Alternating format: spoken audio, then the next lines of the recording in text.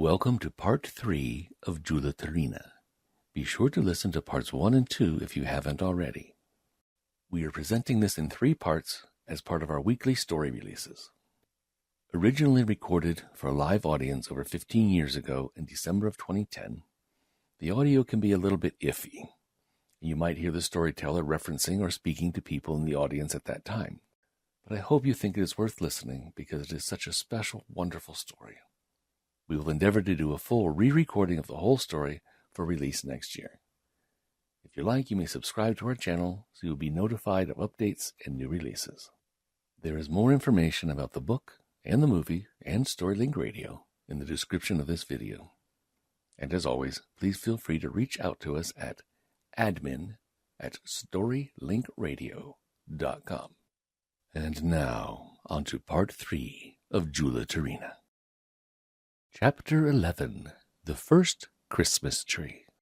Very close to Nicholas's cottage was a thick grove of pine trees, tall, beautiful, dark green trees which lifted their branches high up into the sky and formed a perfect shelter for the ground beneath. Scattered in among the larger trees were clusters of firs, brave little trees, which kept their sturdy branches green all through the cold northern winters and came through each heavy snowstorm with their shiny needles still pointed to the sky. The children used to love to play in this grove because no matter how stormy the weather was outside, yes, here they could find the warmer, more sheltered spot away from the bitter winds on the hills and roads. And in the summertime it was a charming place with the sharp, keen scent of the pine trees and the soft murmuring of their branches in the breeze. Nicholas loved this little grove, for in order to get there the village children had to pass his cottage, and hardly a group went by his door without one or more of their number dashing in to say good day to their old friend and to watch him work at his fascinating little toys. One winter day toward the end of the year, Nicholas looked out of his cottage window and he noticed an entire group of children, all running for dear life away from the grove. At first he thought it was some sort of game, but as they drew nearer, he saw that something must have frightened them. A few of the smaller ones were crying loudly, and the larger boys and girls were dragging them along, not one pausing for breath until they reached the woodcarver's cottage, where they all flocked in and stood still for a minute, panting for breath from running for dear life. And yes, as Talia pointed out, that was D-E-A-R, not D-E-E-R. Okay, yes, she said that a couple of weeks ago, but still I thought it was kind of funny and it stuck. Nicholas picked up one of the babies and tried to soothe him. "Why, what's all this about? All you big boys looking so frightened. Did you see a bogeyman in the woods?" The larger children began to look a little ashamed of themselves. Then all began explaining why they had run away so fast. We were playing robbers in the pine grove. It was Nicky's turn to take his side hiding so they could spring out at us, and we were the travelers who were going to be robbed, you see. The speaker explained to Nicholas, who nodded his white head understandingly. Well, the boy went on, I was leading the band of travelers, so I took them back a little way so we wouldn't see where Nicky had hidden his robbers, you see. We waited long enough for them to get away, and then we started marching back, and then just as we reached the spot where we had left the others... Here the boy's voice seemed to tremble a little, and the other children shivered and drew closer to Nicholas. I saw a clump of evergreens move a little, so I shouted, "Robbers!" And we all ran over there, and a big man walked out, shrieked a little fellow hysterically. He was like dark and black all over, you know, Nicholas. We heard the other fellow say, "Robbers!" So we ran out from our hiding place, and we saw him too. He had long black hair and terrible-looking mustache. He had gold rings in his ears, and he looked at us, and he said something we couldn't understand. So we turned and we started to run, and we ran right into a whole lot of more men and women and babies with them too. Yeah, and they saw us running. They all laughed at us, and they said things to us in this some strange language, added a little girl. I wasn't afraid after I saw the babies. You know, really bad men don't go around with babies. Do they, Nicholas? No, I expect not, Sonia. Oh, they may have looked bad because they were different from the men you see in our village, but I think I know who they might be. Did they have any horses or carts with them? Yeah, answered one boy. I saw 3 or 4 thin-looking horses standing by a big covered wagon. Yeah, I saw the wagon too, said Nicky. It was big, but One of the wheels had rolled right off, and it looked as though that cart would stay in the snow for a long time. Well, said Nicholas, just like Elder says, I think they might be gypsies. Gypsies! Exclaimed all the children at once. We never had any in the village before. Are gypsies the same as robbers, Nicholas? Will they live here? I don't know, children. Gypsies don't usually wander north in the winter time. This tribe may have lost their way. At any rate, they can't get any farther south now until the spring. Very few travelers can get over the pass in the mountains, and if their horses are old and their wagons are broken down, they would be foolish to try it indeed. But where will they live now, Nicholas? Asked gentle little Sonia in a worried tone. Those poor little raggle-taggle babies and their mothers can't stay out in the cold all winter, can they? And there aren't any houses in the village where they can stay. Nicholas shook his head. That's true, my dear. But I guess gypsies are used to all sorts of weather. Why, I bet those babies would cry if they woke up at night. And saw a roof over their heads instead of the stars. Gee, I'd like to live out in the open all the time like that, said one of the little boys who had been the most frightened. Only, Nicholas, how can they hang up their stockings if they have no doors? Now this question drew forth an eager stream of still more questions. Yes, Nicholas, you couldn't visit those children, could you? They haven't even a chimney like the old miser's grandchild. But they'd like toys too, wouldn't they? They're like other children, aren't they, Nicholas? Oh, yes. Those little gypsies out there in the pine grove are real children just like you, even if their curls are black and yours are yellow. And Nicholas tweaked the locks of the nearest flaxen-haired child. And then Vixen, the naughty little reindeer, poked his head through the window to see if he was missing anything. And so the children forgot the bad scare they had received and started to play robbers with the naughty little reindeer, who was a splendid playmate because he was always willing to be the one to do the chasing. It was a band of gypsies the children had seen, just as Nicholas had supposed. They had been caught out in an unexpectedly early winter storm, which closed all the roads and prevented them from reaching the warmer southlands. A few of the men talked the language of the village and tried to explain their troubles to the sympathetic townfolk, who generously gave them as much food as they could spare. And so the gypsies were not in any danger of starving to death. But there was no chance of anyone having shelter to offer them. They would just have to make the best of their few wagons and tents in the sheltered pine grove, with the thick little evergreens keeping out the bitter blasts of the winter winds. Now, once the children of the village had recovered from their first fright, they soon made friends with the little black-haired gypsies, and there were many gay times in the camp. The gypsy fathers would build big fires, then all would gather round, yellow heads shining in firelight close to the gleaming dark heads, and the children would teach each other new words, and the gypsy youths and maidens would dance strange wild dances and sing their sweet haunting songs. Towards Christmas, the village children entertained their visitors with long stories about Nicholas, how he came every Christmas on a beautiful sleigh drawn by 8 fine reindeer, how he was dressed in a bright red suit trimmed with fine white fur, how he went around from house to house filling stockings with beautiful toys and sweets and nuts, how he even went down a chimney one Christmas because there was no other way of getting into that house. Oh, the gypsy children were very much impressed, and they listened with wide-open black eyes at the stories.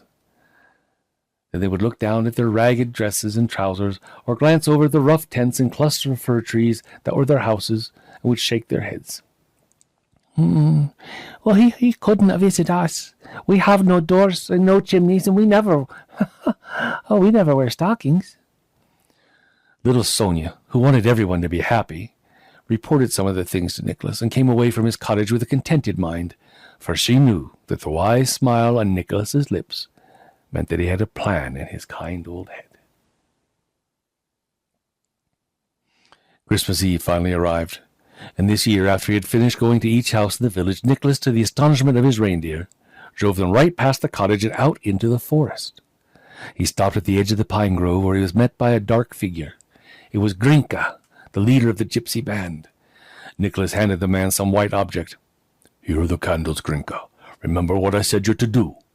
The man nodded. Good. Oh, good, Grinka. Now you do your part, and I'll follow along with these things.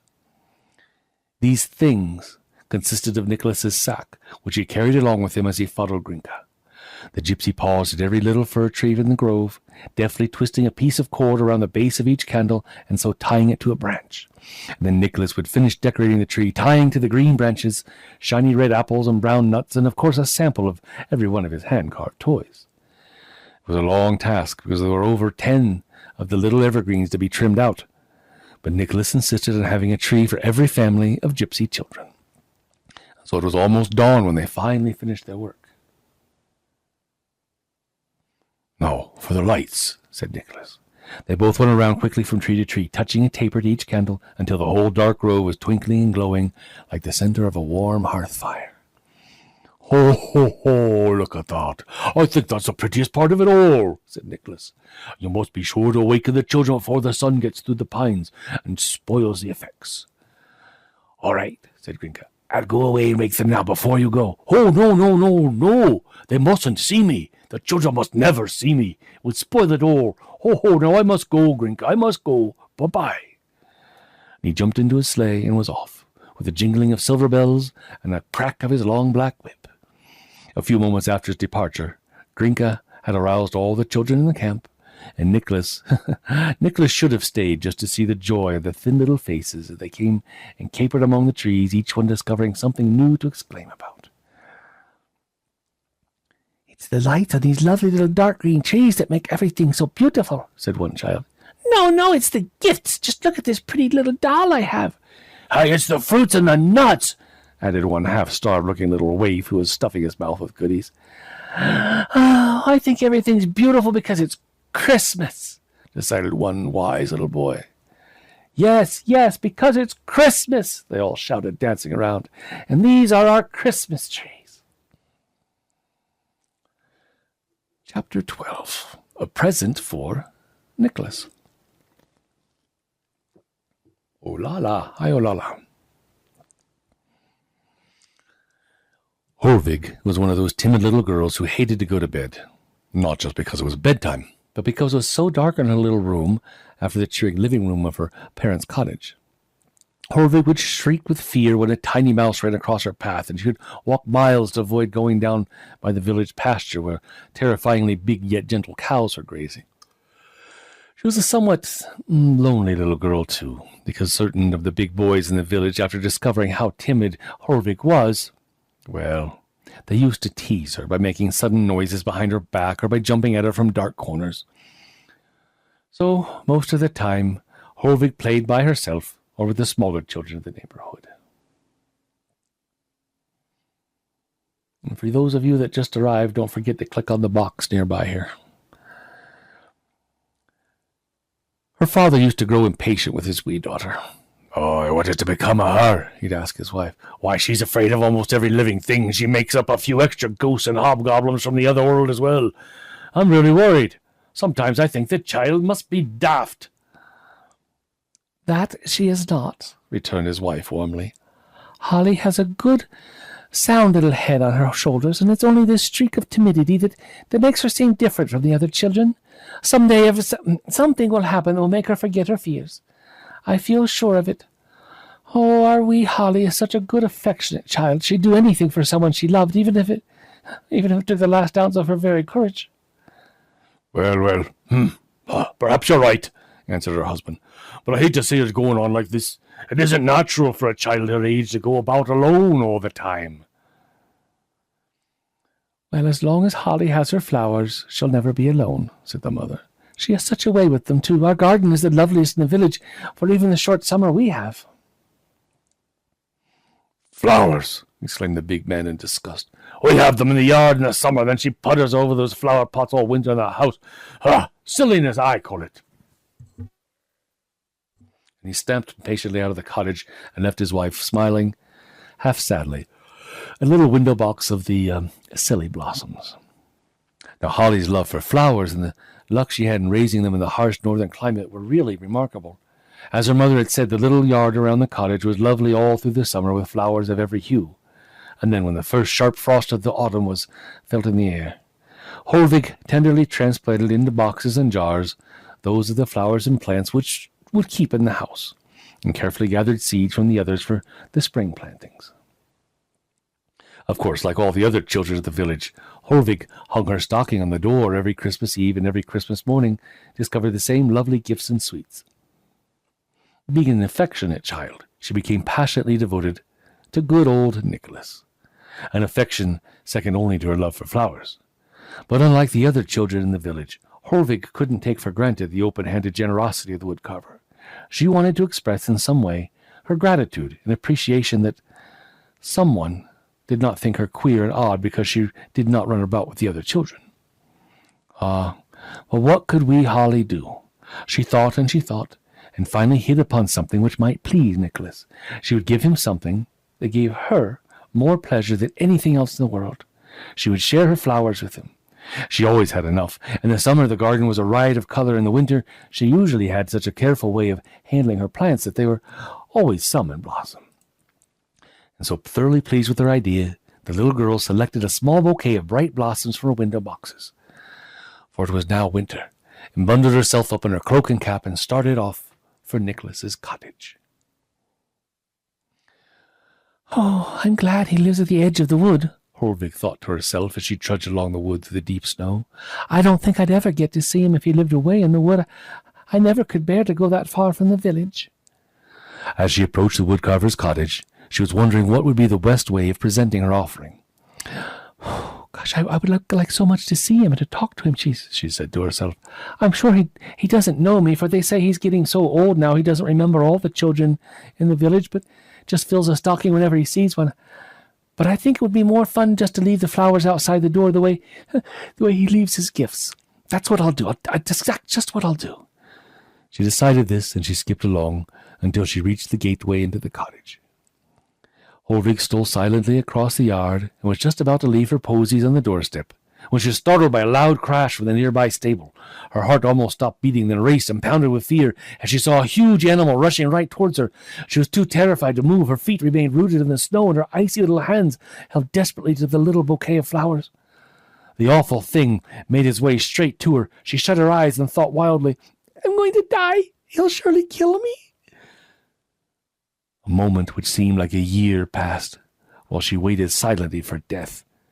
And then, finding herself still alive and not hearing a sound from the wild beast, she slowly opened her eyes and stared straight into a pair of beautiful soft brown ones, which were gazing at her with mild curiosity. "Oh, it's only a reindeer," she said to herself, losing a little of her fear. "He must belong to Nicholas, only it might be dangerous just the same." Little Holvig was still too frightened to move, and finally the reindeer, growing tired of standing still, came nearer and nearer until his nose touched the little bouquet. He then opened his mouth and he nibbled a posy. He seemed to like the taste of it, for he started to nibble another. Holvig, too astonished to save the first flower, awoken from her frightened trance when she saw her whole bouquet in danger of being devoured by the reindeer. She flew into a rage. She snatched her flowers away from the deer's mouth and held them behind her back with one hand, while with the other she pushed the surprised head away from her and started to deal sharp, rapid blows on his shoulders and back. The reindeer stood his ground for a moment, then turned and fled, followed closely by Holvig, who was still so angry she supposed she could catch the fleet-footed animal. Suddenly, Holvig heard a voice behind her. Here, what are you doing to my vixen? Oh, you're frightening him." Holvig turned and saw Nicholas standing in the doorway, fat and rosy, his white hair standing like a halo around his head. "Ah, I frightened him? Oh, I frightened something." "Oh, of course you did. Don't you know deer are timid creatures? You shouldn't chase them." But he was eating your bouquet, and I became angry, and... Do you really mean to say he was frightened of me? Nicholas laughed a little impatiently. Oh, yeah.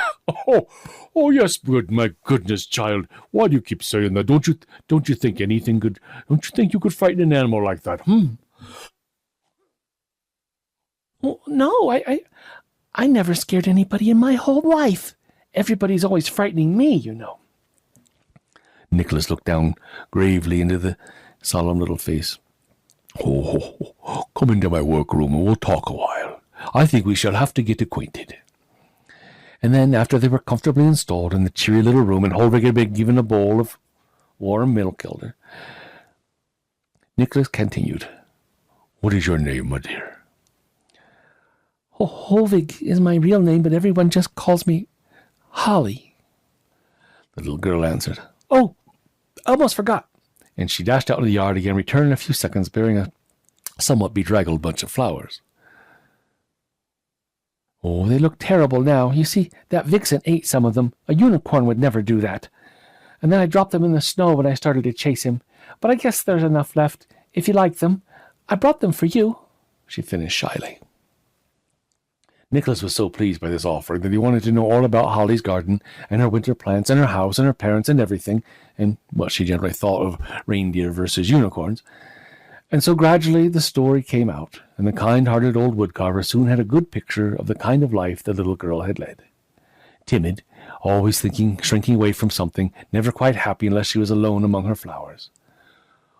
Why, I never think you were a timid little girl. I think you did a very brave thing to save my bouquet. Do you? I was really afraid at first. Yes, perhaps you were, Holly, but to do something you think is dangerous when you're really afraid is more courageous than if you didn't feel any fear at all. Always remember that, my dear. And he laid a kindly hand on her yellow curls.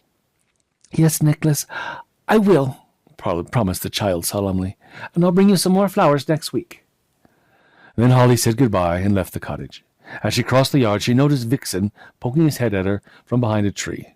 Her heart skipped a little, but she shut her lips together firmly and walked over to the reindeer. Boo! Said Holly to Vixen. And to Leah, Vixen turned and ran for dear life.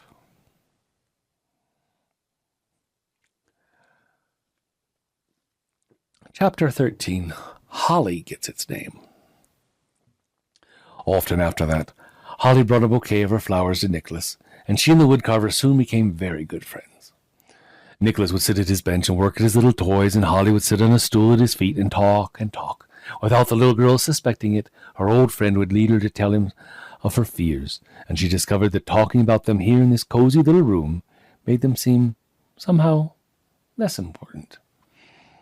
Did a mouse ever sit still and look at you? Asked Nicholas. Oh, no, I'd die if he did that. Well, now, why do you suppose he runs when he sees you? Does he ever run at you? Pursued the old man with a twinkle in his bright blue eyes. Oh, no, he always runs the other way. No, I wonder why he does that. Holly laughed, a somewhat ashamed little laugh. I guess he's afraid of me. Exactly, said wise old Nicholas.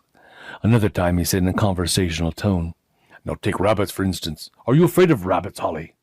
Oh, no, answered the little girl proudly. That's one thing I know to be even more timid than I am. Why, they'd even run at my shadow. That's true, they are fearful little creatures. But did you ever see where rabbits live, Holly? Yes, they go down to little holes in the ground, don't they? Mm-hmm. Answered Nicholas, seeming to be busy examining the little doll's face he was carving. They must be terribly dark, those little holes, don't you think so, Holly? The little girl nodded her head. And yet, those little animals you think are so timid go way down there to bed every night and probably don't think anything of it. Holly's forehead wrinkled. Oh, yeah, I see what you mean, Nicholas. But if my room were really as dark as a rabbit's hole, maybe I wouldn't mind. But you see, it's only half dark. And the chairs and the tables look so terrible in the dim light that comes through the window. I sometimes think they're goblins. Nicholas put down his toy and turned a surprised face toward the little girl. Goblins! Oh, now here I am well past 60 years old, and I've never heard of goblins. What are they, Holly? He asked her in an interested tone. Holly looked confused, and a doubtful expression crept into her voice. I don't know exactly, but I've always heard of them. You little silly, drawing the child up on his knee. Now you listen to me, Holly.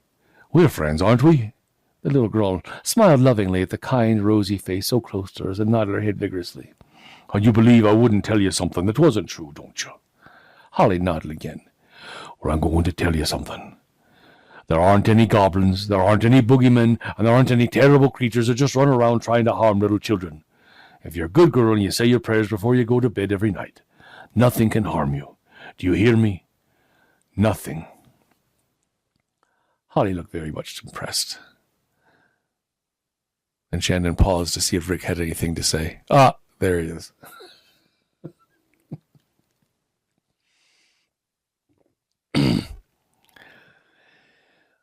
Well, it'll be hard at first, but I think if I see a goblin in my room, I'll just say to him, Nicholas says you aren't, you old goblin. They both laughed, and Nicholas hugged the little girl and told her it was time to run home to her supper. The winter months passed this way, and when spring arrived, just when it was time for the planting, little Holly fell sick. All through the short summer weeks, she lay in her bed, weakened by a fever, recognizing no one, not even her beloved Nicholas. He brought flowers to her, hoping that they might bring back the wandering little mind, but she only pushed them away and went on with her delirious ravings of big black giants and horrible goblins. For with her illness, all her almost forgotten fears had returned, and with a heavy heart Nicholas realized that all their friendly little talks during the winter had been completely wiped from little Holly's mind. She gradually recovered. The fever left her the same pale, timid little girl she had been when she had first brought a bouquet to Nicholas's door. She trembled in her dark little room, and during the day sat at the window and stared dejectedly out at the bare, cold little yard where there were no flowers. And now it was winter again. But this year the interior of her cottage was just as bare of blossoms as the garden, because there had been no flower growing during her illness. Holly was more heavy-hearted than she'd ever been during her entire life. Everything seemed black to her. Her nights were terror-filled in spite of all Nicholas told her. But more than anything else, she worried because she had no flowers for long months to come.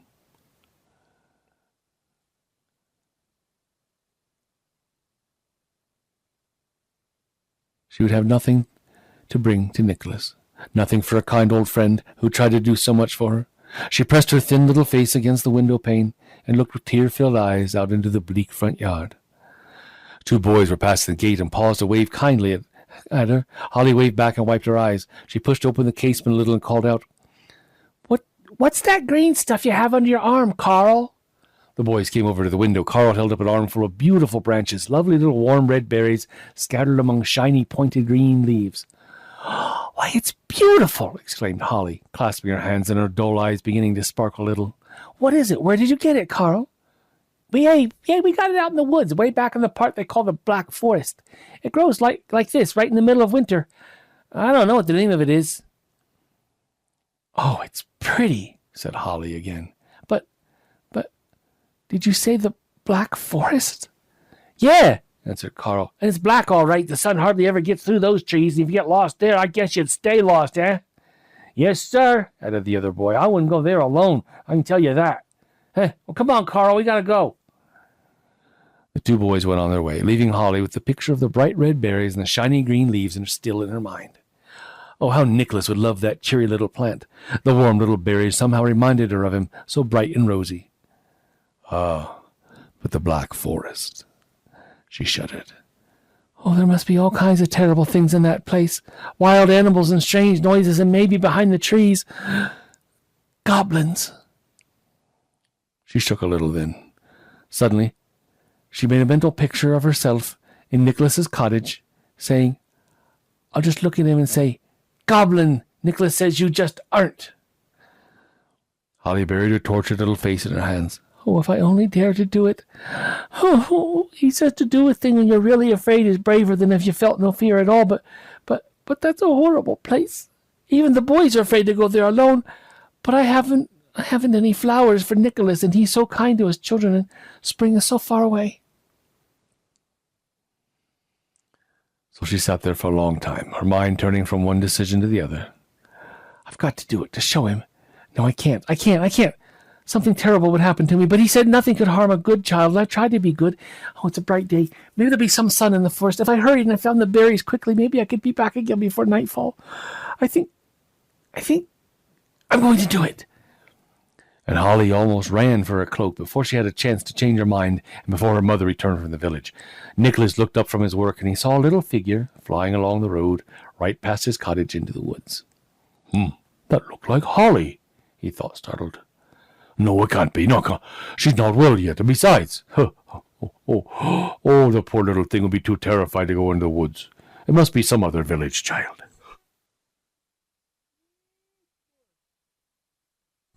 An hour later, however, he was interrupted in his work by a frantic woman. It was Holly's mother.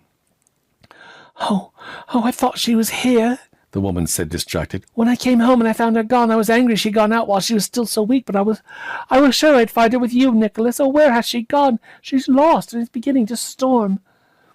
Nicholas was rapidly pulling on his bright red coat and fur-trimmed cap. Oh, cap. Oh, I'll find her, don't you worry. He looked out at the grey afternoon sky, filled with the leaden-coloured clouds. Already the air was filled with millions of snowflakes scurrying and tumbling in every direction and striking fear in the heart of the man and woman who knew there was a little girl out there somewhere in the storm. Oh, I know just where to look, said Nicholas. I'll take the small sled and Vixen. Oh, Vixen's the best one for narrow passing, and he's sure-footed over rocks and steep places. You sit down here, you get comfortable, and I'll have your Holly here before the snow covers my front walk. And so the round little figure bustled about, energetic and sound in spite of his 60-odd years, and in a few moments was lost in the wild flurry of snow. Now our dear little Holly, meanwhile, had found the red berries with the shiny green leaves, and her joy on seeing the cheerful little plant almost chased away the thoughts of what awful things might be lurking behind the huge tree trunks or hiding on the boughs waiting to spring down on her. She gathered a large armful of the plants and then started back again, her heart beginning to pound once more as the light inside the forest grew dimmer and dimmer. I can't understand it, Holly murmured, her knees trembling as she tried to find the narrow path. It can't be any later than 3 o'clock, and the sun was quite bright when I came in here. Oh! She finished in a terrified tone as she felt the cold touch of a snowflake on her cheek, and then another and another. Oh, I don't mind the snow so much, she continued as she hurried along in the dim light. The trees grow so thick I don't think there'd be enough snow to block my way. But it's getting darker and darker. She started to run now, as the snow whirled a white mist around her, wrapping the trees in its ghostly mantle and making little white spirits like Skippy and Sparky out of low bushes and shrubs. The wind whistled through the branches and moaned high up in the treetops. It caught at Holly's cloak and whirled it around her head. In her terrified fancy, it seemed that some ghostly hand was plucking at her and trying to keep her in this terrible place. She began to run, her arms clutching her bundle of berries, her head bent to breast the storm, her feet tripping over the rocks and stumps hidden in the snow. She breathed heavily. In spite of the biting wind, she felt her head grow hotter and hotter. Her heart was pounding so hard she thought it would burst through her ribs. I can't see anything. It's getting darker and darker. I can't lift my feet. The trees are falling on me. Oh! She shrieked aloud as her terrified eyes saw a huge form looming at her through the clouds of snow. She closed her eyes and fell face down in front of Nicholas and Vixen. When next Holly opened her eyes, she was in the woodcarver's cottage. Her mother was holding her in her arms. Nicholas's kind face was bent over her. Where are my flowers? Was her first question. I went into Black Forest alone to get them for you. Where are they? Nicholas put the red berries in her arms. Oh, here they are, my dear. Did you bring them to me? Yes, Nicholas, and I was afraid, but I never will be again. I know that now. Nicholas wiped his eyes. Oh, you shouldn't have gone so soon after you were so sick. But I love the little blossom. What is it called? What is its name? Well, I don't know, but I liked it because it reminded me of you. It's so round and red and shiny, said the little girl with a mischievous laugh. Oh, that's funny. It reminded me of you somewhat. It's so brave and gay, growing out there in the darkness and the cold. The little berries have the blood red of courage in them. I think I'll christen your little flower. From now on, we'll call it. Everybody with me now. Holly. Chapter 14. Perfect, Dag. Leah Corwin, yes, Holly. So now we know where Holly came from. The last stocking. 10 more years passed, and every Christmas morning the children found their stockings filled with toys and candy and nuts. Poor families found baskets filled with good things to eat, wild fowl, vegetables, flour and meal, red Twizzlers licorice, and hot tamales, and those little bits of peanut butter wrapped in chocolate. Oh, I like those ones. And the dots and the... Oh, I got off on a tangent here. Let's see. Wild flour and vegetables and flour and meal. Sometimes even bundles of clothing for every member of the family were placed on the doorsteps. For Nicholas was now a prosperous old man who shared all he had with the less fortunate townsfolk. But as the years went on and his good deeds increased, Nicholas was growing more and more feeble.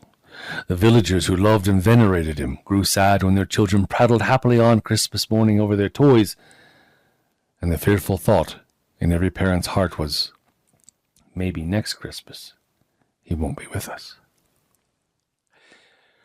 One year, a group of men and women called on Nicholas at his cottage with a suggestion. We thought, Nicholas, said one little man hesitantly, we thought that since it's so cold filling stockings outside the door, and sometimes there are 5 or 6 to each family, why couldn't the children leave their stockings inside by the fireplace? Then you could come in, you could get warm and take your time about it, added one woman kindly. Nicholas raised his white head from the work he was always doing and smiled over his rosy face. He placed one gnarled hand, grown old in the service for others, on a man's shoulder.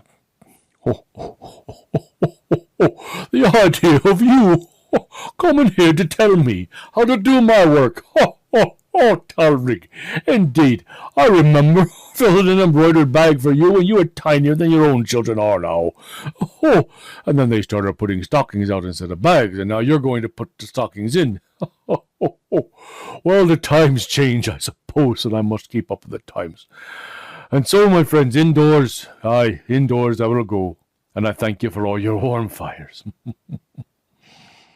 And so after that year, Nicholas would creep into houses on Christmas Eve, would settle his bulky old form comfortably before the fire and fill the stockings leisurely. The firelight would leap up merrily as if to help him at his work, and the peaceful old face with the halo of white hair and beard would beam warmly at the little toys he stuffed into the stockings. And the wrinkled hands would caress lovingly the little boats and dolls that a child's hands would fondle the next morning. One Christmas Eve, old Nicholas found it more and more difficult to leave each fireplace for the next house. The warm blaze made him drowsy, and his old bones protested as he heaved himself up wearily to be on with his work. It was slow progress he made from house to house, but he finally reached his last stop, his back tired from the bulky sack, his head drooping with sleepiness, his heart heavy as he realized how old he must be when the task he had done for so many years was now beginning to wear him out. The last house was reached, and Nicholas dropped in the settle by the fire with a deep sigh of relief. It was a long time before he recovered sufficiently to start filling the stockings, and even then he did it slowly, reaching painfully down to his sack, each time straightening himself with growing difficulty. He filled 4 or 5 of the stockings that were hanging over the fireplace, and then with the 5th one still empty in his hands, the old head drooped drowsily, and Nicholas was fast asleep. He woke with a start an hour later when a man anxiously shook him by the shoulder. Are you all right, Nicholas? I got up to see if the fire had gone out, and I found you still here. Look, it's almost dawn. Nicholas shook himself, then stood up wearily. Oh, yes, lad. It's Christmas morning, and I haven't finished my work. I'll do the last one for you, Nicholas, answered the man kindly. You just leave the toys and things here and go home to bed. I'll finish it. Now go along now, before the children get up and see you. Nicholas, thinking of his warm, comfortable bed, handed the stocking to the man and went out into the grey dawn. 5 minutes later, a little night-gowned boy stood in the doorway of the living room. Why, Father, he exclaimed in a disappointed tone, I thought it was Nicholas who gave us the toys, and here you are filling my stocking. The child looked ready to cry, but his father, caught with the half-filled stocking in his hand, hastened to reassure him. Oh, your Nicholas is getting old, my boy, and sometimes he gets so tired we parents have to help him in his work. But don't you forget, it's always Nicholas who leaves you the toys. Oh, well, that's all right, then. It isn't half so much fun when you think your mother and father prepare the gifts. Oh, I should say not. And you must never doubt Nicholas. Why, he might be so hurt at a little boy thinking he didn't fill the stockings, he might never come to his house again. Think how terrible that would be, son. Yes, whispered his son in a frightened voice. What would Christmas be without Nicholas? Chapter 15. The Passing of Nicholas. Now Holly was no longer little Holly. She was a lovely, slender young girl and led a happy life, her childish terrors long forgotten. She hummed a gay little carol that Christmas morning, and she walked along the road toward Nicholas's cottage, her arms filled with bright red berries that bore her own name. She still continued the practice of bringing flowers all year round to her old friend, and every Christmas Eve she'd go into the Black Forest to gather holly with which to decorate his cottage on Christmas morning. It was almost noon, and as she approached the house, she noticed how silent and empty it looked without Nicholas's head at the window bent over his work, with no smoke coming from the chimney. "Oh, the poor thing," thought the girl affectionately. "He's probably all tired out from his trip last night. I won't waken him. I'll just go in and make his fire and put the holly around." She stole silently into the cold little cottage, and soon had a warm blaze crackling on the hearth. She cast an anxious glance now and then towards the closed door that led to Nicholas's bedroom. She was so afraid of disturbing his slumber, you see. But she heard no sound, and she busied herself decking the walls and windows with gay branches. And then, with one spray still in her hand, she looked around uncertainly, and not finding another bare spot in the living room, she decided to bring it into place beside Nicholas, so the branch of holly would be the first thing he'd see when he opened his eyes. Holly opened the door quietly and stole over to his bed. "Oh, why, the darling must be so tired he fell asleep with his clothes on." For the fat round figure lay there, still dressed in the bright red suit with the white fur and the shiny black leggings and a close-fitting stocking cap. "Here's your holly," whispered the girl, bending over Nicholas. And then, with a startled exclamation, she dropped the blood-red blossoms all over the still figure and sprang back frightened. "Nicholas! Nicholas! Oh, he's gone. He's gone." She ran bareheaded out into the village, stumbled blindly down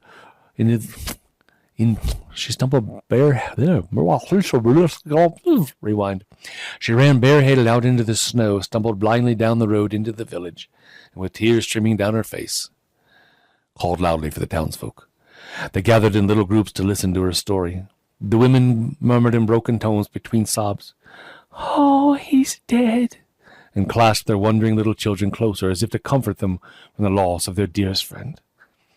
The men looked down to the ground and up at the sky and every place but into each other's eyes, for no man wanted to see the tears that stood there. "Yes, he's dead," they all sighed deeply. "Who's dead, Mother? Is it Nicholas? Won't he come to us any more on Christmas Eve?" And the parents had to turn away from the wide, childish eyes, because they didn't want to say to them that awful sentence, "Yes, Nicholas is dead." The bells tolled, the village was in darkness. Christmas night. Vixen and his brothers whimpered in their stalls, and the holly glowed red over a still loving heart in a red suit. Now, if this were an Irish story, we would say, the end. Ah, but it's not. It's a finished story. So, let's finish the story, shall we? Yes, it was a sad year that followed the Christmas morning of Nicholas's death. All through the long, cold winter and brief summer, the villagers were reminded of the old friend who had left them every time they saw his closed cottage, with a holly wreath still in the window. They had tenderly put him to rest in the pine grove close to the friendly little evergreens near the spot where the village children came to play. The 8 reindeer were no longer in the stalls behind the cottage. They had been taken back to the big stables on the top of the hill by Katja Dinsler. Many a time in the months that passed, a mother would pick up a little carved doll from the floor and gently wipe the dirt from its face with a suddenly tear-dimmed eye for the generous heart who had given the toy. It gradually entered even the most babyish mind that Nicholas was dead and would come to fill their stockings no more. They cried a little, and then the image of the fat, cheerful old man faded from their forgetful childish memories, and so the year passed until it was again Christmas Eve. "Mother, are you going to hang up our stockings?" "No, no, child. Have you forgotten? Nicholas is gone and can't come to fill your stockings any more." This question was asked and answered sadly in almost every house in the village that Christmas Eve, so different from the other years, when every fire on the hearth glowed warmly and happy, expectant little children were busy choosing their best and longest stocking to hang over the fireplace. And yes, preferably clean ones, Rick, as some clever soul pointed out. This year the little boys and girls, though, went despondently to bed. And the night before Christmas was just like any ordinary night, with the parents silently banking the fires and bolting the doors that once had been left open to receive a merry fat figure in a red suit. And, well, Nicholas might have been forgotten if it hadn't been for one boy. Little lame Stephen, who had a still warm memory of a kind old man and a childish faith that somehow a big heart like his could never die. And so Stephen's parents were astonished when he calmly went about hanging up his stocking just as he had done every Christmas Eve since he could remember. But Stephen, his mother reminded him sadly, you know Nicholas is dead. You saw him carried from the cottage to the little pine grove. You saw his sleigh and reindeer being taken up to Mistress Kocha's house. There's no Nicholas any more, child. Don't you understand? But I've got to hang up my stocking, Mother. I've got to. I don't believe God would keep him away from children on Christmas Eve. I believe that he will come back. Oh, hush! You mustn't say things like that, exclaimed the mother in a frightened tone. He must rest, my son. It's not for you to say what God is to do. But you may hang up your stocking if you want to. She ended, feeling that even though her son suffered a cruel disappointment, the only way to convince him was to have him find his stocking empty on Christmas morning. Then he wouldn't spend the rest of his life thinking that his mother might have been wrong. So that was how, while all the other houses had fireplaces that were growing darker and colder, and the doors were bolted and the windows tightly locked, there was one cottage in the village where the latch string was left out, where the fire still burned warmly on the hearth, and where a lone little stocking was hanging bravely, an emblem of faith in a doubting world. During the night, an old woman awoke and moved restlessly in her bed, muttering, still half asleep. I thought I heard the jingling of silver bells and the tramping of reindeer's hooves on the snow. No, it must have been a dream. And she sighed and went back to sleep. Christmas dawned bright and clear. It might have been the first Christmas morning of the world. The sun was so warm, the air was so pure and fresh, the snow so virgin white and glistening as it lay piled up along the fences and doorways. The little village street lay peaceful in the early morning quiet. Suddenly the tranquility of the place was broken by a wild shout. The door of one cottage burst open. The figure of a boy dashed out into the snow, one thin bare leg dragging a little as he limped through the gateway, one arm waving wildly in the air, a long, fat, bulging woolen stocking. "He isn't dead!" shrieked Stephen, his thin face transfigured by a beautiful joy. "Look at my stocking. It's filled just the same as last Christmas, and there's a big new sled by our fireplace. I knew it. Look, everybody, wake up, wake up. Nicholas isn't dead." Men and women and children leaped for their beds to see what all the noise was about, and the children leaped right into the largest piles of toys they had ever seen. All around the fireplaces, on the tables and chairs, and even beside their beds, the entire village opened its doors and poured out into the street, the children dragging handsome new sleds loaded with the most beautiful toys the village had ever seen. "Did you see this? Look at my boat. Oh, here, look at this. Oh, wait, look. Oh, do you see this one? He must have come down the chimney when he found the doors locked. There was some soot on our floor. Isn't it wonderful? It's the happiest Christmas we've ever had." Little Stephen found a fir tree on his table, decorated with more gifts and fruits and candles, just the way the gypsy children had their gifts many years ago. "Yes, and Stephen says there's a big shining star way up on the topmost bough." "That's because Stephen believed in him," they said, ashamed of themselves. "But now we believe too. He isn't dead."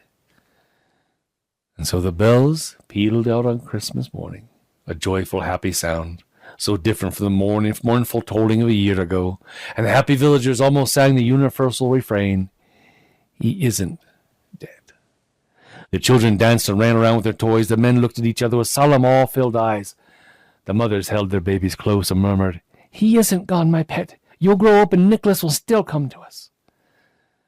One old woman, who thought she had heard the silvery bells in the midnight air, with her eyes half on another world, said in her cracked old voice, He is a saint. That's what he is now. A saint. Yes, he's Saint Nicholas now."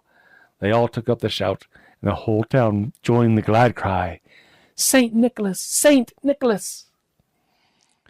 A baby's voice tried to add his stumbling speech to the general shout. St. Claus, St. Claus, he lisped. We believe now, the children and the fathers and the mothers all said to each other with the light of faith the little lame Stephen had inspired on their faces. We believe that St. Nicholas will always come to us as long as there's one child alive in the village. In the village, echoed little Stephen. In the whole world, he shouted triumphantly. And so a Merry Christmas to all.